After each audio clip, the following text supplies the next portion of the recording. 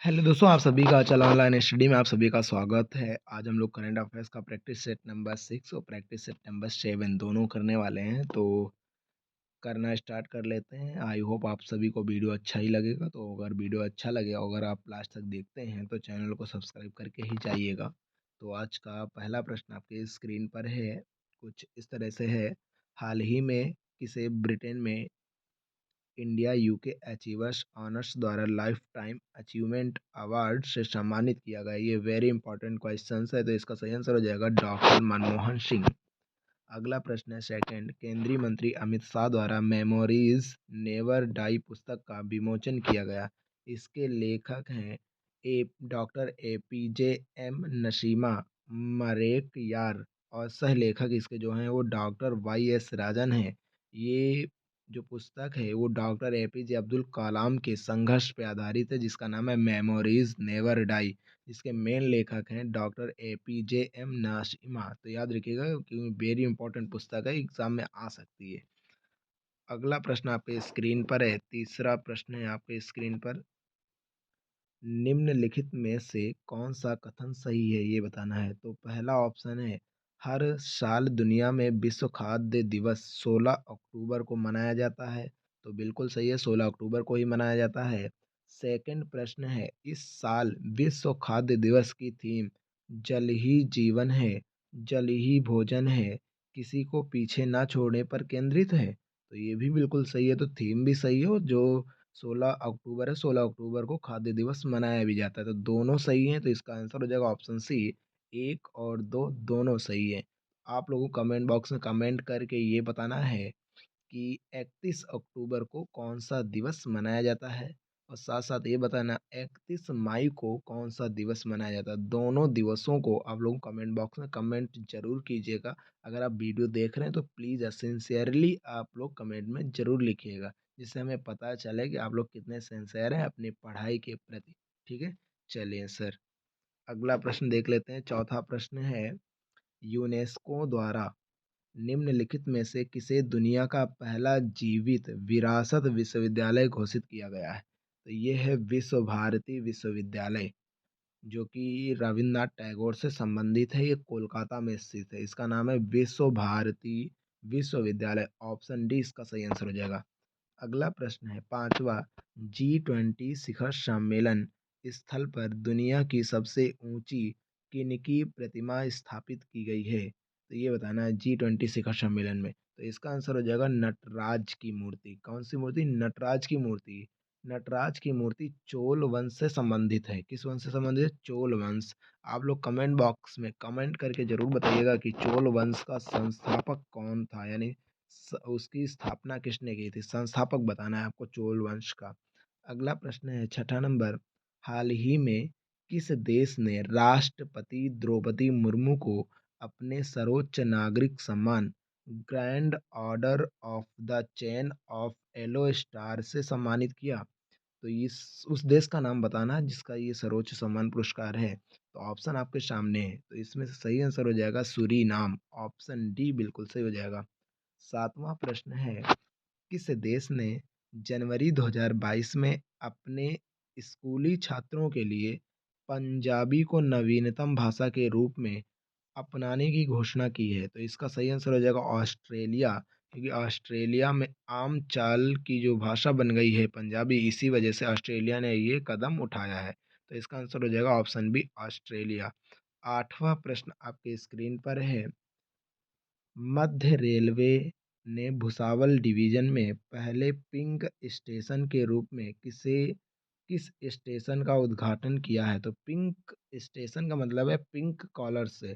Pink collar जो job होती हैं, आपको इकोनॉमी में पढ़ाया गया होगा इकोनॉमिक्स में, कि पिंक कॉलर जॉब्स में जो है वो नर्सेस आती हैं, एयर हॉस्टेस, जितनी भी लड़कियां काम करती हैं एक ग्रुप में, उसे बोलते हैं पिंक कॉलर जॉब्स। तो पिंक स्टेशन का मतलब है कि वो है स्टेशन जहाँ पे केवल महिलाओं का ही स्टॉप हो, तो उसे बोलेंगे पिंक स्टेशन। तो एकमात्र स्टेशन ये अभी तक है जिसका नाम है न्यू अमरावती स्टेशन। इसका आंसर हो जाएगा C, option C new Amaravati station. अभी समझ में आएगा पिंक स्टेशन का मतलब क्या है, जहाँ पे महिलाओं का स्टॉप है।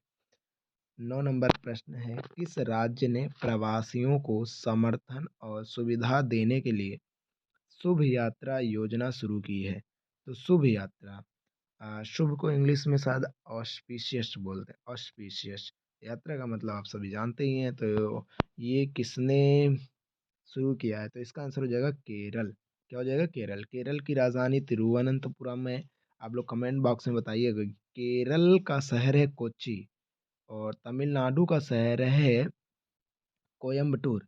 इन दोनों को जोड़ने वाला दर्रा कौन सा है? यानी दर्रे का नाम बताना है आपको, पास का नाम बताना है जो कोच्चि को तमिलनाडु के शहर कोयम्बटूर से जोड़ता हो। अगला प्रश्न हम लोग देख लेते हैं, 10वां नंबर जो कि है डिटेल में है। 10वां है, पीएम विश्वकर्मा योजना के संबंध में निम्नलिखित में से कौन सा कथन सही है? ये बताना है। तो पहला कथन है, यह ग्रामीण और शहरी भारत के पारंपरिक कारीगरों और शिल्पकारों की सहायता के लिए एक नई केंद्रित क्षेत्र योजना है। तो बिल्कुल सही है, तो पहला भी सही होगा। सेकंड है, इसके 5 वर्षों वित्त वर्ष 2023-24 से वित्त वर्ष 2027-28 के लिए 13,000 करोड़ रुपए का वित्तीय परिव्यय है। तो दोनों बिल्कुल सही हो जाएगा। तो एक दो दोनों बिल्कुल सही है, तो ऑप्शन सी इसका सही आंसर हो जाएगा। अगला प्रश्न है, 10वां नंबर हो गया भाई, तो 11 की तरफ चलते हैं। 11वां प्रश्न कहाँ गया? ये नीचे रहा। तो आपको दिख रहा होगा, स्क्रीन पे थोड़ा बड़ा कर देते हैं। जी, अभी दिखेगा। तो 11 नंबर प्रश्न है, कौन सी एरोस्पेस कंपनी भारत का पहला निजी तौर पर विकसित रॉकेट लॉन्च करेगी? तो इसका आंसर हो जाएगा Skyroot Aerospace. Skyroot Aerospace, option A. 12वां प्रश्न है, भारत का पहला एआई स्कूल कहाँ लॉन्च किया गया? तो एआई स्कूल कहाँ लॉन्च किया गया है? तो ये बताना है आपको। इसका आंसर हो जाएगा केरल। कहाँ पे लॉन्च किया गया? केरल। डन। अगला प्रश्न है 13वां, ISSF विश्व कप निशानेबाजी चैंपियनशिप में पुरुषों की 10 मीटर एयर पिस्टल इवेंट में किसने गोल्ड मेडल जीता है? तो इसका आंसर हो जाएगा सरबजोत सिंह। किसने जीता है? सरबजोत सिंह ने जीता है। अगला प्रश्न पे चलते हैं। अगला प्रश्न आपके स्क्रीन पर है, काजीरंगा नेशनल पार्क की पहली महिला फील्ड डायरेक्टर के रूप में किसे नियुक्त किया गया है? तो ऑप्शन आपके सामने है, इसमें सही आंसर हो जाएगा doctor Sonali Ghosh. Option D इसका सही आंसर हो जाएगा। अगला प्रश्न है 15वां, पीएम मोदी ने एशिया के सबसे बड़े एरो शो एरो इंडिया 2023 का उद्घाटन किया। इसका थीम क्या है? तो इसका थीम क्या है? तो ऑप्शन डी पे दिख रहा है, the runway to a billion opportunities. Option D बिल्कुल सही हो जाएगा। अगला प्रश्न है आपके सामने, देख लेते हैं कहाँ गया जी। अगला प्रश्न ही अगला सेट है। तो अगला सेट नंबर 7 है, तो 7A भी कर लेते हैं। तो 7 पे जाने से पहले यदि आपको वीडियो अच्छा लग रहा हो तो वीडियो को प्लीज़ लाइक कीजिएगा और अपने दोस्तों के पास भी आप शेयर कर सकते हैं यदि आप चाहें तो। तो अगला प्रश्न हम लोग देखते हैं, प्रैक्टिस सेट नंबर 7 का पहला प्रश्न है, लोकसभा चुनाव लड़ने के लिए कितने विपक्षी दलों ने इंडिया भारतीय राष्ट्रीय विकास समावेशी संगठन, है इंडिया का फुल फॉर्म है, इंडिया का गठन किया गया? तो इसमें 26 पार्टियों ने मिल करके इंडिया का गठन किया है। ये एक राजनैतिक संगठन है। अगला प्रश्न आपके स्क्रीन पर है जो कि डिटेल क्वेश्चन है, राष्ट्रीय स्किल सेल एनीमिया उन्मूलन मिशन के बारे में निम्नलिखित में से कौन सा कथन सही है? पहला, इसे प्रधानमंत्री नरेंद्र मोदी ने 1 जुलाई को उत्तर प्रदेश में लॉन्च किया। तो ये बिल्कुल गलत है, उत्तर प्रदेश में लॉन्च नहीं किया गया था, मध्य प्रदेश में लॉन्च किया गया था।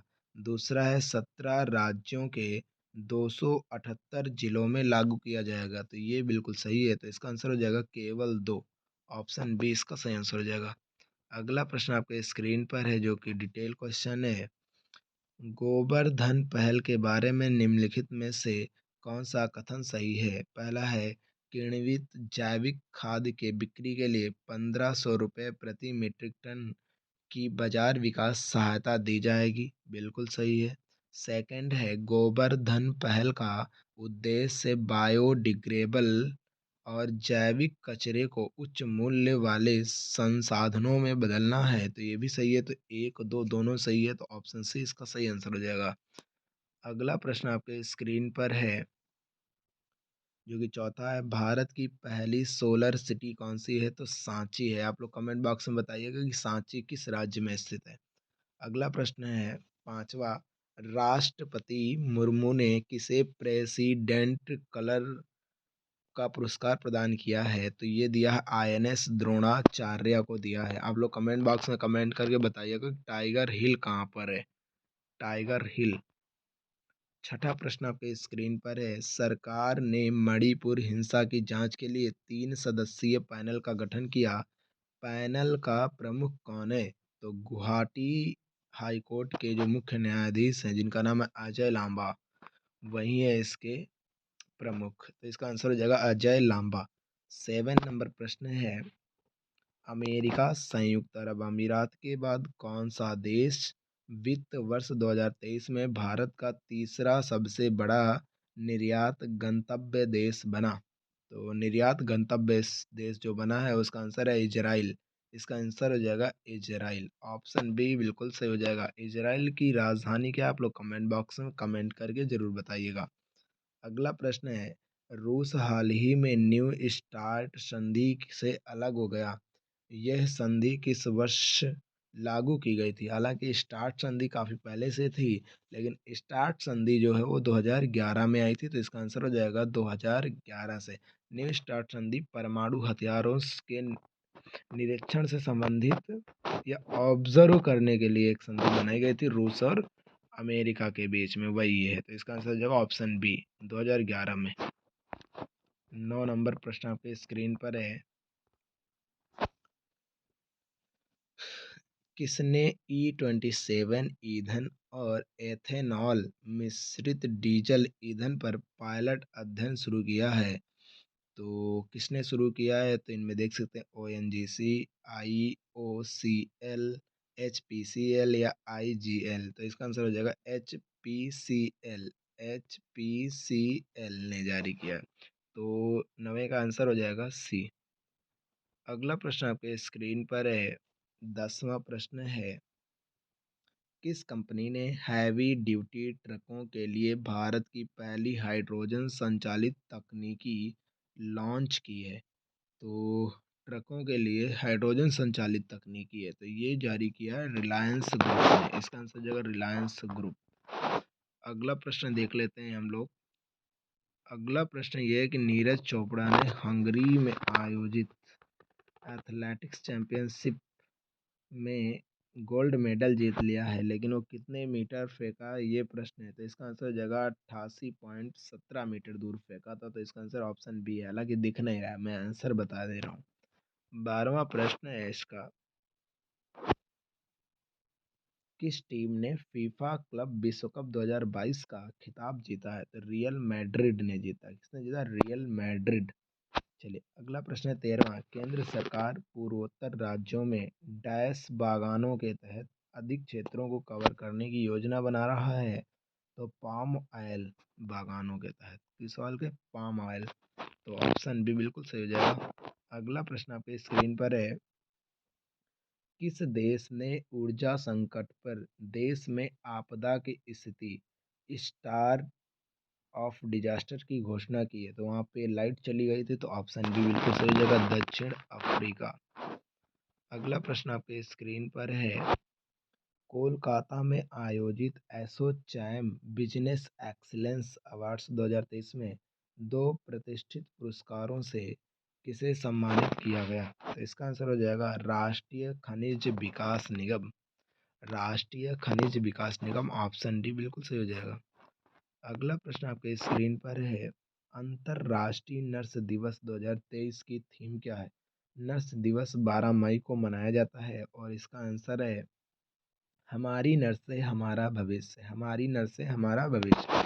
तो शायद ये अंतिम प्रश्न था। तो आई होप आप सभी को वीडियो अच्छा लगा होगा। अगर वीडियो अच्छा लगा है तो हमारे चैनल अचल ऑनलाइन स्टडी को आप सभी लोग प्यार दीजिए और सब्सक्राइब कर बेल आइकन को प्रेस कर लीजिए, जिससे भविष्य में आने वाली जितनी भी वीडियोज़ होगा उसका नोटिफ़िकेशन आप तक आसानी से पहुँच सकेगा। चलते हैं सर, मिलेंगे नेक्स्ट वीडियो में। जय हिंद, जय भारत, वंदे मातरम।